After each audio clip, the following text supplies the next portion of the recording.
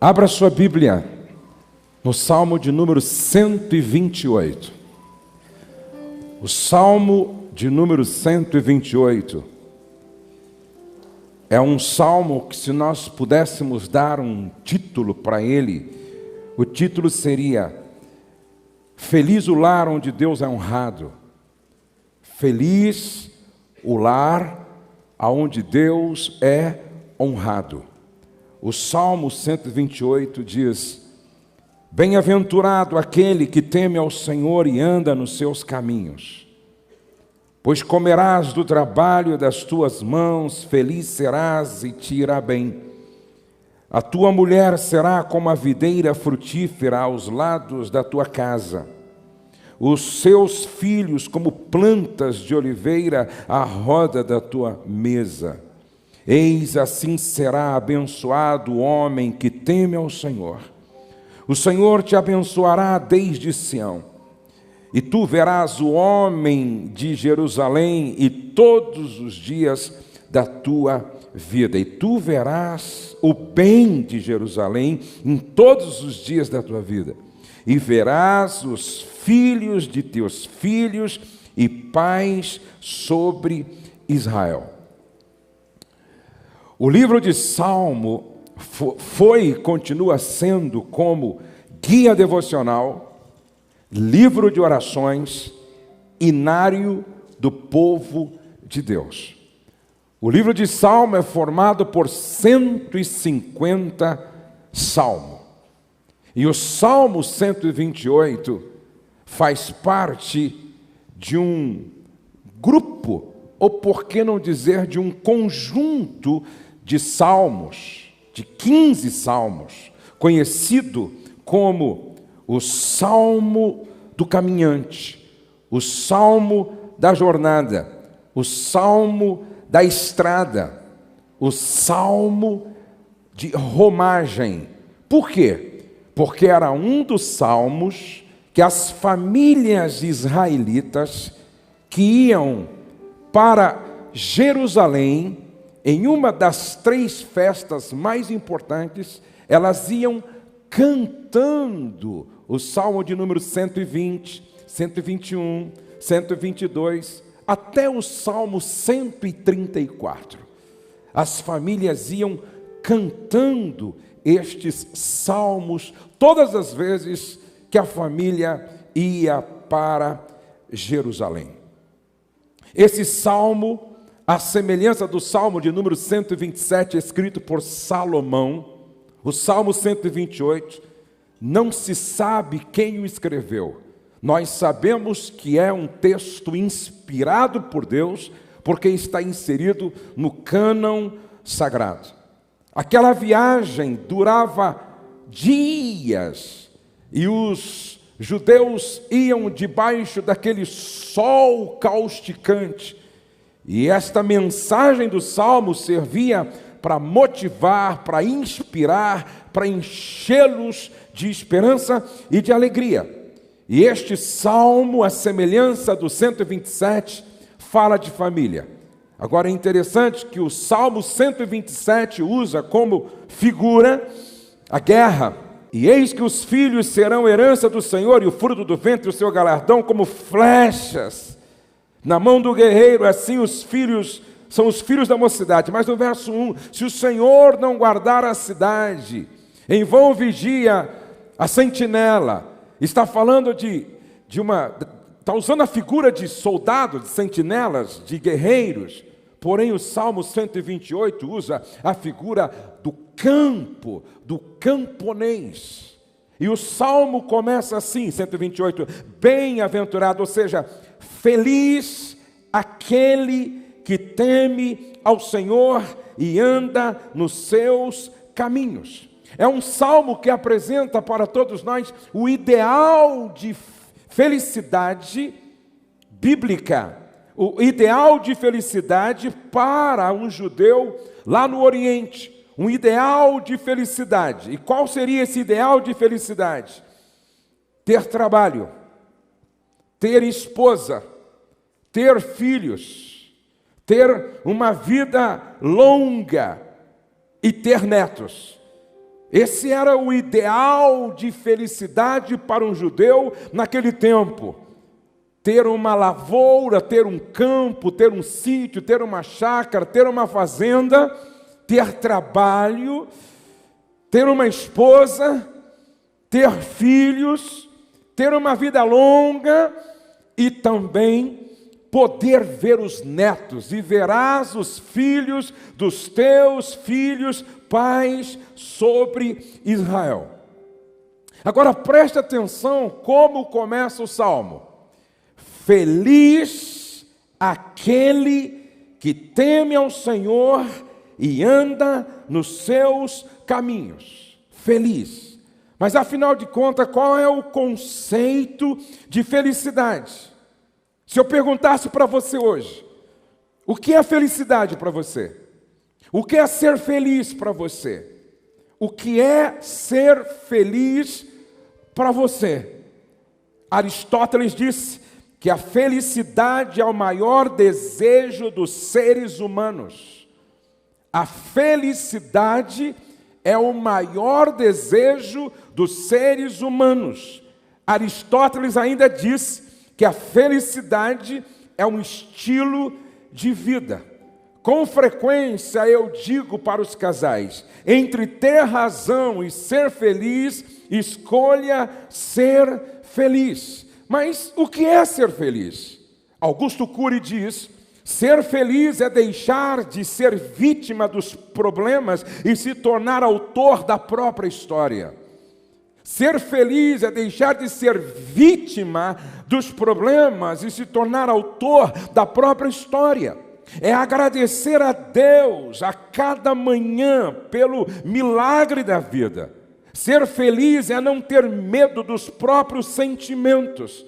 É saber falar de si mesmo, é ter coragem para ouvir um não, é ter segurança para receber uma crítica, mesmo que injusta. Mas eu quero dar uma definição muito prática, bíblica e clara de felicidade.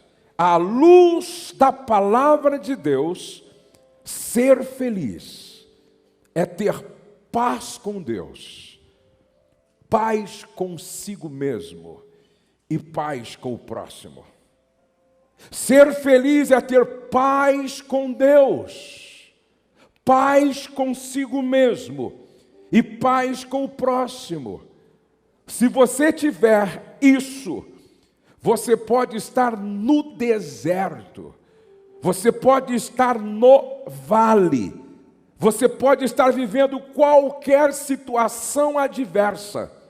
Se você tiver paz com Deus, se você tiver paz consigo mesmo, se você tiver paz com o próximo, principalmente dentro da sua casa, você é feliz. Porém, o salmista diz: como é feliz aquele que teme ao Senhor.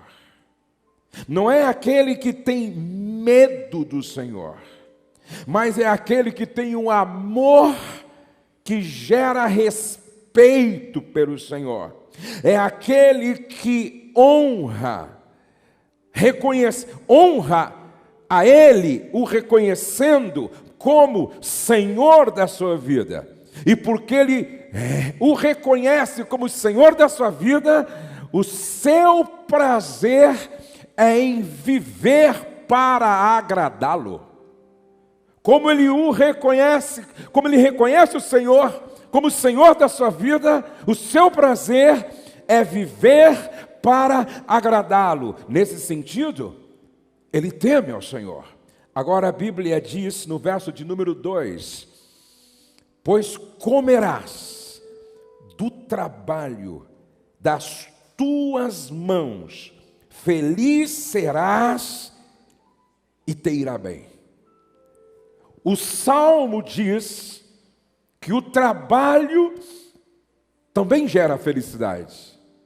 O trabalho também gera alegria. E ele associa o trabalho, ou por que não dizer, em algumas versões diz, feliz e próspero serás. Ou seja, ele coloca felicidade e prosperidade logo depois do trabalho. Do trabalho das tuas mãos comerás, feliz serás e tudo te irá bem. Olhem para cá, por favor. Como eu gostaria que todos os rapazes que estão namorando estivessem aqui. Porque esse salmo é dirigido para o homem antes de se casar, mas que será o homem da casa.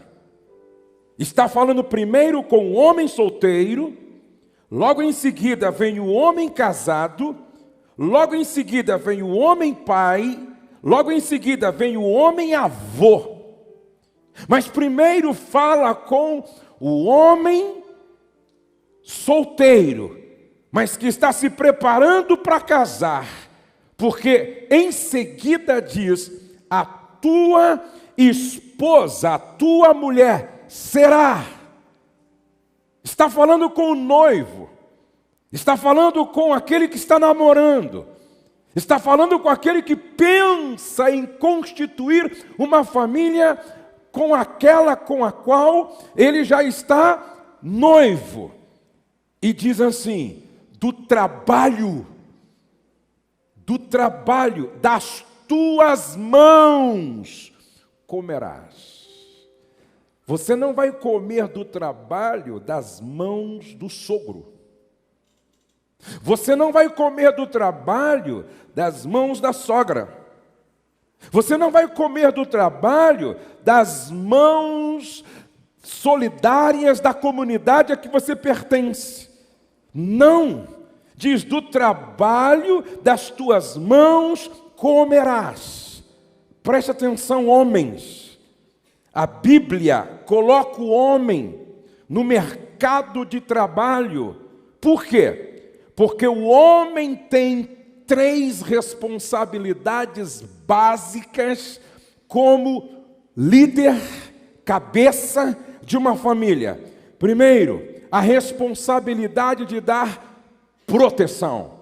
Segundo, a responsabilidade de dar provisão. Terceiro, a responsabilidade de dar direção. Repete comigo: provisão, direção, proteção. Outra vez: provisão, proteção, direção. Isso tem a ver com maturidade. Isso tem a ver com responsabilidade. Isso tem a ver com integridade. À luz desse texto eu compreendo que casamento não é para meninos. Casamento é para homens. Eu vou repetir. Casamento é para homem. Casamento não é para meninos. Porque requer maturidade, responsabilidade e integridade. Trabalho fala de serviço. Serviço tem a ver com servir. Por isso, quem não serve para casar e nem para constituir família. Veja o que Paulo disse na carta aos Efésios, capítulo 6, versos 7 e 8. Sirvam aos seus senhores de boa vontade, como servindo ao Senhor e não aos homens. Provérbios 14, verso 23. Todo trabalho árduo traz proveito, mas só falar leva à pobreza. Provérbios 12, verso 24. As mãos diligentes governarão, mas os preguiçosos acabarão como escravos. Presta atenção. As mãos do trabalhador, as mãos dos que vão à luta, as mãos dos que não têm preguiça, as mãos do diligente, preste atenção, governarão.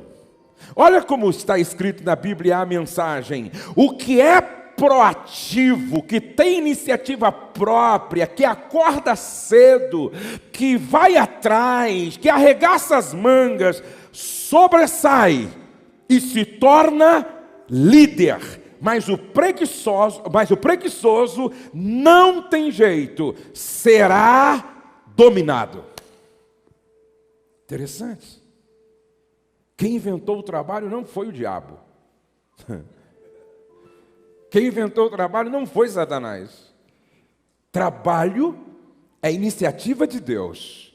Ele faz Adão, o coloca no jardim e diz: estou te colocando aqui para você cultivar e para você guardar. Êxodo capítulo 20, verso 9 ao 11, aonde Deus dá aos homens, através de Moisés, a lei, o decálogo: 6 dias trabalharás e farás toda a tua obra. Provérbios 20, verso 13: não ames o sono, para que não empobreças. Diga para o irmão ao lado: quem dorme muito ficará pobre, morrerá pobre. Então eu sei que muitos solteiros e muitas solteiras estão me ouvindo, e a primeira parte do Salmo está falando com um homem que ainda não casou-se, mas que está indo para o casamento. Preste atenção aqui. Quantas não se casaram ainda? Levante a mão. Meninas que não se casaram, levante a mão assim, bem alto, por favor. Ok, que bom que vocês vieram. Comecem bem. Comecem com um rapaz que gosta de trabalhar, porque quem nada faz, nada vale. Quem nada faz, nada vale. Para com essa história, menina. Mamãe, estou namorando e ele é um gato. Pastor, agora vai, pastor. Ele é um gato, pastor. Até hoje eu estou procurando saber para que serve o gato. Você conhece algum gato guia? Você já viu algum policial no aeroporto com um gato cheirando as malas? Você já viu algum boiadeiro usando um gato para ajudar ele a tocar os bois? Você já viu algum caçador com um gato caçando? Só se for rato. Você já viu algum gato guardando a casa? Já viu? Eu nunca vi um bicho mais preguiçoso do que o gato, gente. Você olha para a cara do gato, você fica com preguiça. Gato não toma banho. Gato é folgado, gente. Eu vou dar um conselho para as meninas: escapa-te por tua vida dos rapazes que têm espírito de gato. Agora, não são só os rapazes que precisam acordar para a vida nesse sentido. Cuidado com as meninas gatinhas que dormem até o meio-dia. Acordam mal-humoradas. Quando a sua filha, pré-adolescente, acordar mal-humorada e reclamar de tudo, pergunta para ela: quem paga a conta de luz? É você? Não? E a conta de água? Também não. E a comida? Você paga? Também não. E o aluguel você paga? Também não. E a gasolina do carro que te leva, você paga? Também não. Você paga manicure, pedicure, cabeleireiro? Também não. Você paga academia? Também não. Então quem deveria estar estressado sou eu, pô. Pai que paga tudo isso. Você tinha que levantar dando glória a Deus e deitar dando glória a Deus. Cuidado, rapaz, com as meninas que não servem em casa para nada. Sabe por quê? Um grande marido começa com um bom filho. 4 perguntas os pais deveriam fazer para a moça que chega pedindo para namorar com aquele rapaz. 4 perguntas. Primeira pergunta: filha, você se casaria com o Deus dele? Qual é o Deus dele? Que Deus ele serve? Segundo, filha, você se casaria com os valores dele? Quais são os valores dele? Terceira pergunta: você se casaria com a família dele? Porque casar é como comprar um CD. Você gosta de uma música e leva 15 para casa. E não tem como casar e eliminar, excluir, sepultar a família do outro. Existe ex-mulher, esposa, ex-marido, mas não existe ex-mãe, ex-pai, ex-filho. Você se casaria com a família dele?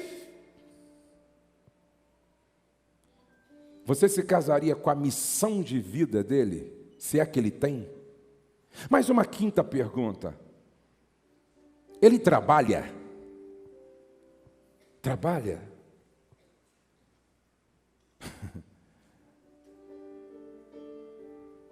Ele trabalha? Ele ganha o mínimo necessário para sustentar você? Para sustentar uma casa, do trabalho das tuas mãos comerás. Isso aqui está falando de maturidade. Isso aqui está falando de responsabilidade. Isso aqui está falando de integridade. Para ser o homem da casa, precisa ter responsabilidade. Casamento é para homem e não para meninos. Isso aqui está falando de maturidade, responsabilidade. Isso aqui está falando de integridade de caráter. Mas o verso de número 3 agora está falando do homem da casa com a sua esposa. A tua mulher será como a videira frutífera no interior da sua casa. A tua mulher será como videira frutífera no interior da sua casa. 2 plantas eram nacionalmente muito importantes para Israel: a videira, porque produziu vinho, e a oliveira, por causa do azeite.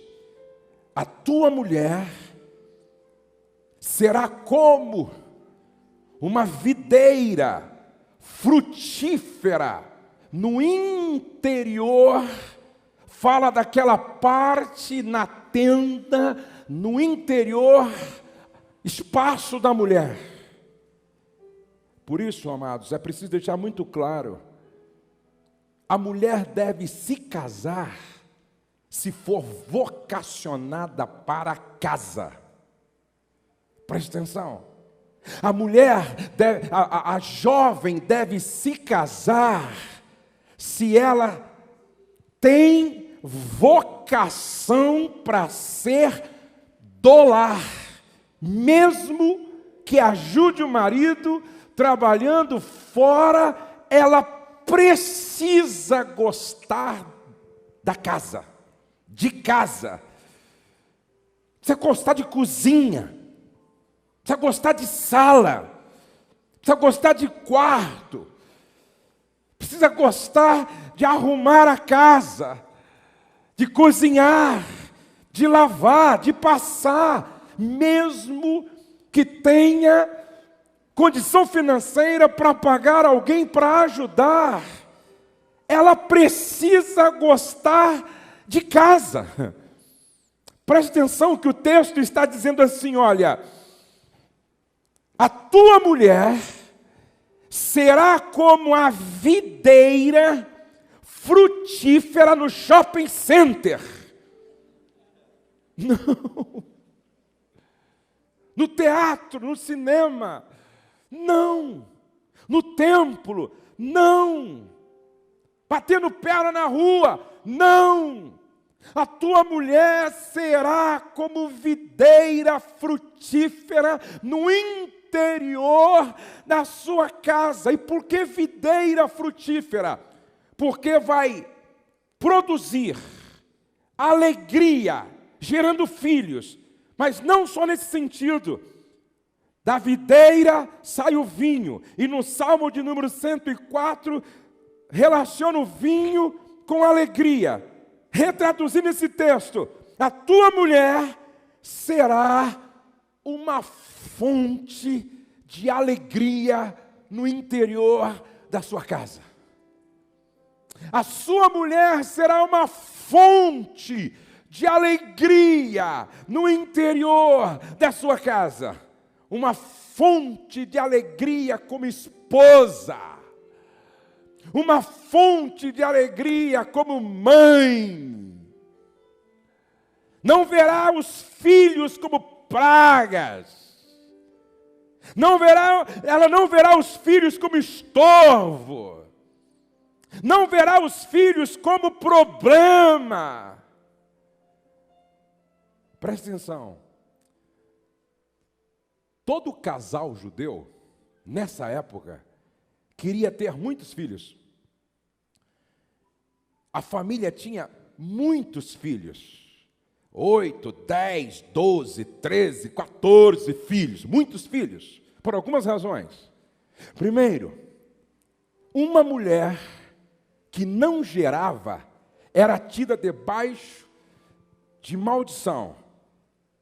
Cada filho representava uma bênção, bênção, bênção, bênção, bênção, presente de Deus. Segundo, porque tinha mais mão de obra. E terceiro, porque todo casal judeu nutria a expectativa de ser mãe do Messias. Dá para você imaginar aquela família enorme sentada ao redor da mesa, e o pai olhando para os filhos e pensando, será que esse não é Messias? Será que aquele não é o Messias? Será que aquele outro não é o Messias? Será que aquele outro não é o Messias? Porque todo casal judeu nutria a expectativa. Eis a razão porque Ana sofria com a sua esterilidade, por não poder gerar, porque não havia nela essa expectativa, ela não podia nutrir a expectativa de ser mãe do Messias, porque toda mulher judia nutria a expectativa de ser mãe de Jesus, de ser mãe do Messias. Esta mulher era fonte de alegria como esposa, mãe e avó no interior da sua casa. Qual o perfil desta mulher que é fonte de alegria à luz da Bíblia? Qual o perfil da mulher que é fonte de alegria no interior da casa à luz da Bíblia? Primeiro, Provérbios 14:1. Ela edifica a sua casa. Ela constrói, ela levanta, ela ergue a sua casa, diferente da tola que com as próprias mãos a derruba. Tudo o que ela faz é para edificar. Segundo, Provérbios 12:4, ela é a coroa do marido. Repete comigo, a coroa do marido. Mais forte, a coroa do marido. Sabe o que esse texto está dizendo? Ela trata o marido como rei. Que coisa linda. Ela é a coroa do marido. Quantos maridos aqui querem ser tratados pela esposa como rei? Querem que a sua esposa seja a sua coroa? Quantos maridos aqui querem que as esposas tratem vocês como rei? Levante a mão, por favor. Quantos? Bem alto, bem alto. Trate elas como rainha.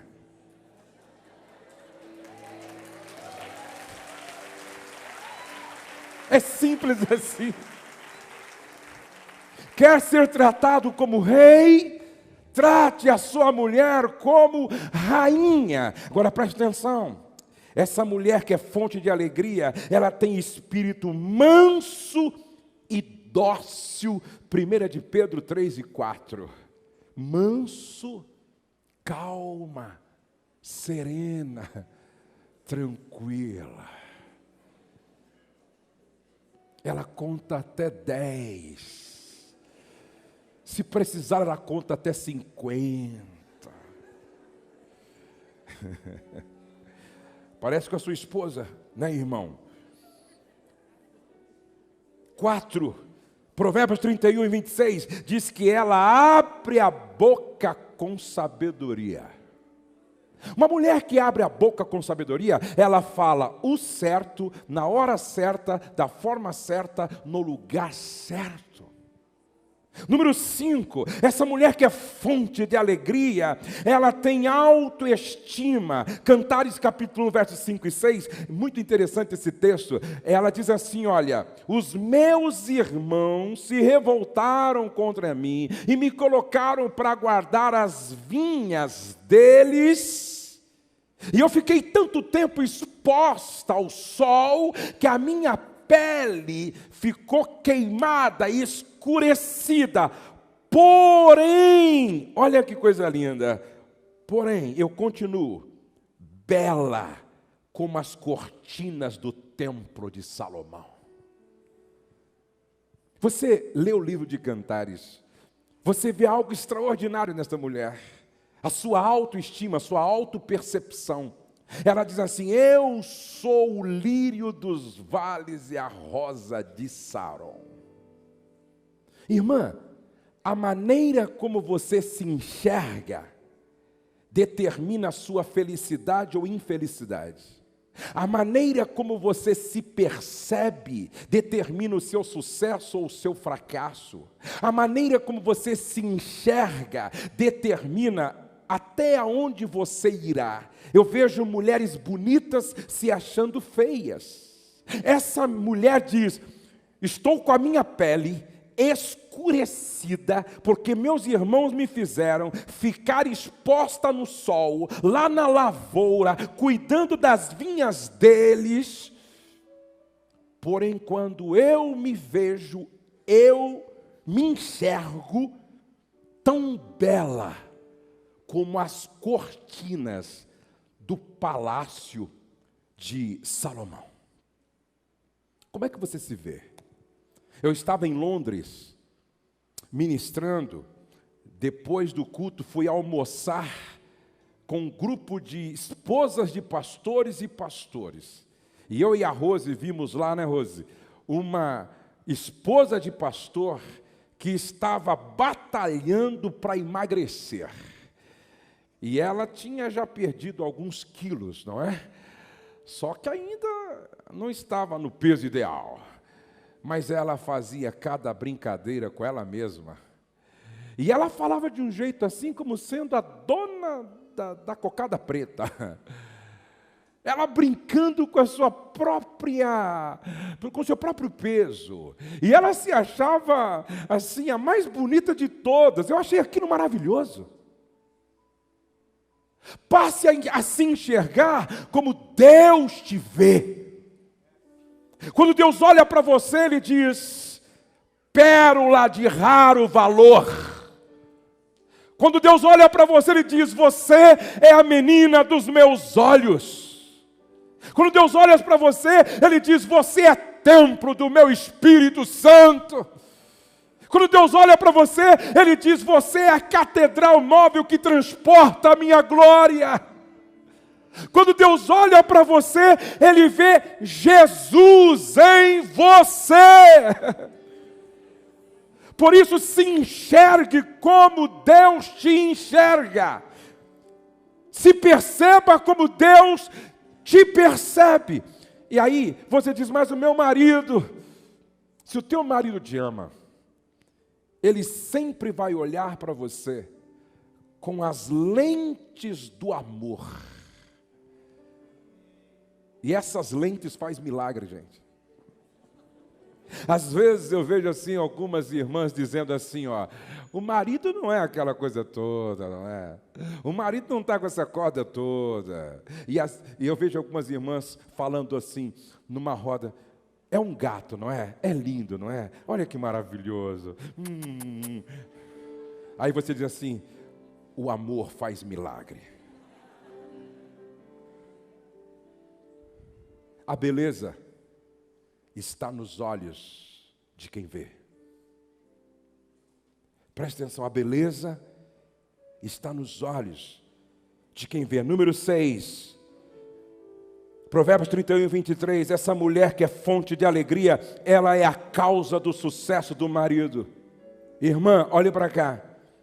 A maneira como o seu marido se veste revela o tipo de mulher que ele tem. A Bíblia está dizendo que esse homem, ele era respeitado quando se assentava com os anciões na porta, por causa da mulher que ele tinha.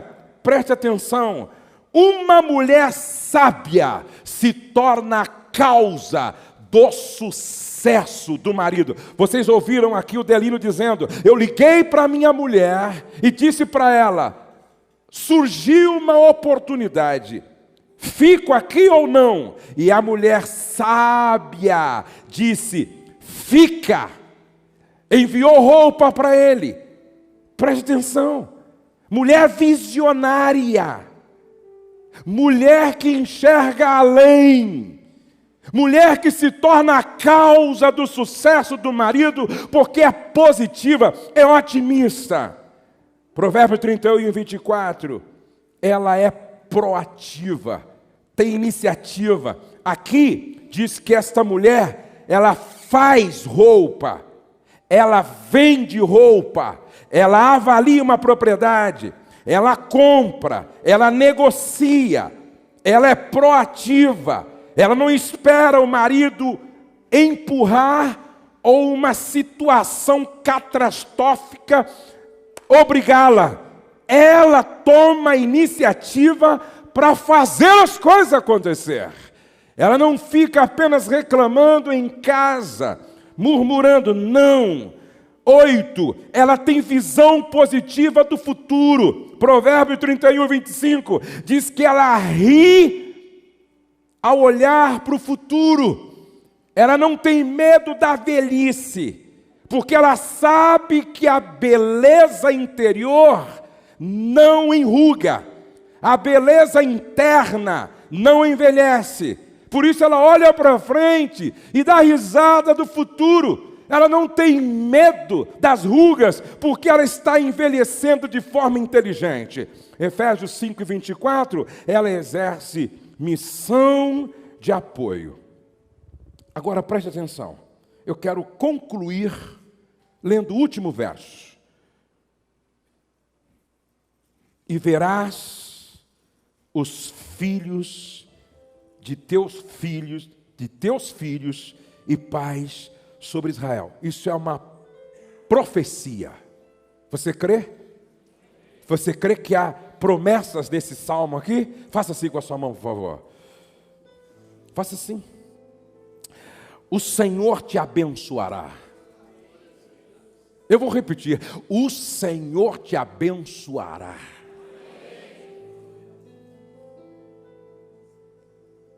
Desde Sião, e tu verás o bem da sua cidade em todos os dias da tua vida. Você vai ver os filhos dos teus filhos. Você vai ver, sabe o que eu estou dizendo aqui, gente? Você vai viver muito debaixo da bênção de Deus. Sua vida não apenas será longa, mas debaixo da bênção de Deus. E verás os filhos dos teus filhos. Longevidade. Quantos querem viver muito aqui? Levante a mão e diga amém. Gostei desse amém. O céu é uma maravilha, mas ninguém quer ir para lá antes da hora, não é verdade? Diz que a fila diz que a morte é uma fila e cada um tem o seu número. E a fila está andando. E a única fila é que ninguém se entristece quando o outro passa na frente. Inclusive, meu lugar está disponível. Quantos, vou perguntar de novo, a propósito. Quantos querem viver muito aqui? Diga amém. Amém. Então, o verso primeiro.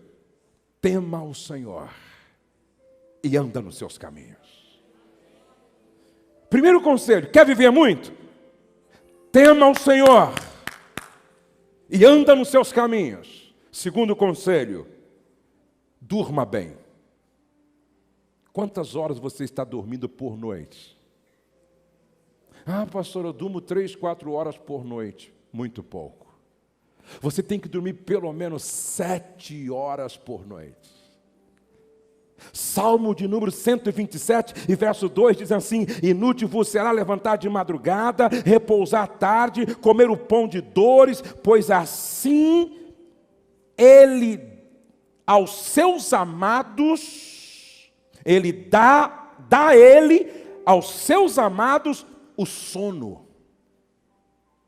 Se o sono não fosse importante, Deus não teria se preocupado em deixar registrado na palavra: aos meus amados eu dou sono. Olhe para o irmão ao lado e diga, pergunte: você está dormindo bem? Preste atenção. Tem muita gente que acorda mal-humorado, irritado. Tem muita gente que levanta da cama perturbado. E aí, alguns dizem assim: o diabo está furioso, a minha esposa está furiosa, a minha sogra está furiosa, o meu sogro está furioso, lá no trabalho o diabo está solto. E às vezes não é o diabo. É que, por que você não está dormindo bem? E você dorme às vezes 3, 4 horas e não atinge o sono REM. Na verdade, você não dormiu bem. O pouco que você dormiu, aí você acorda com os nervos à flor da pele. Isso altera todo o seu emocional. E você fica perturbadíssimo. E aí você não vai vivendo, você vai morrendo.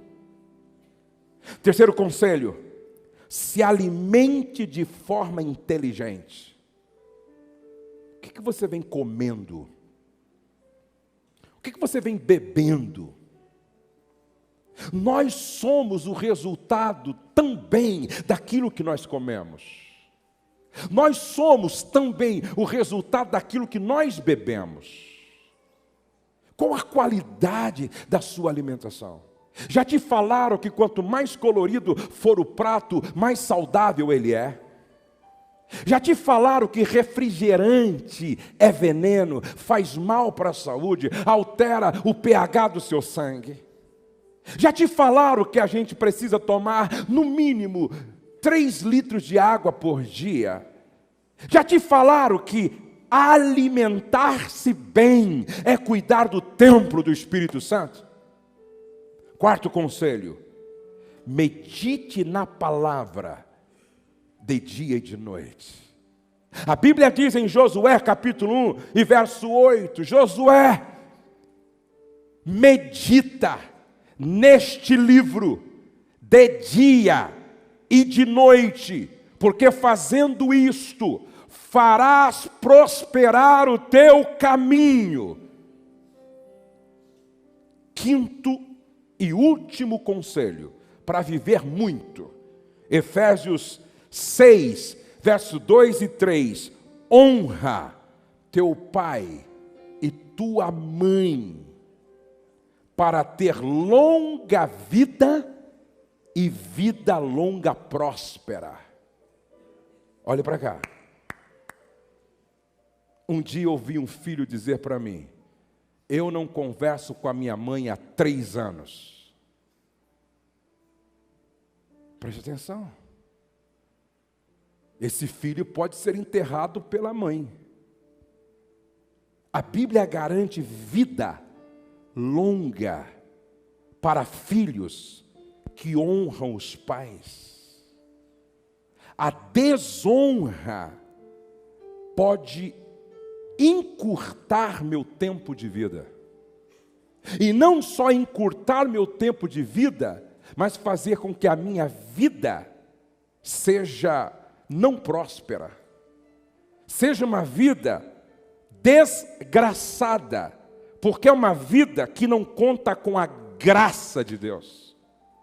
Honra teu pai e tua mãe, para que te vá bem e vivas muito tempo sobre a terra. Repete comigo pelo menos 3 vezes. Feliz é o lar onde Deus é honrado. Quando eu honro meu pai, estou honrando a Deus. Quando eu honro minha mãe, estou honrando a Deus. Feliz é o lar onde Deus é honrado. Se vocês me entenderam, aplaudam bem forte ao Senhor nessa noite.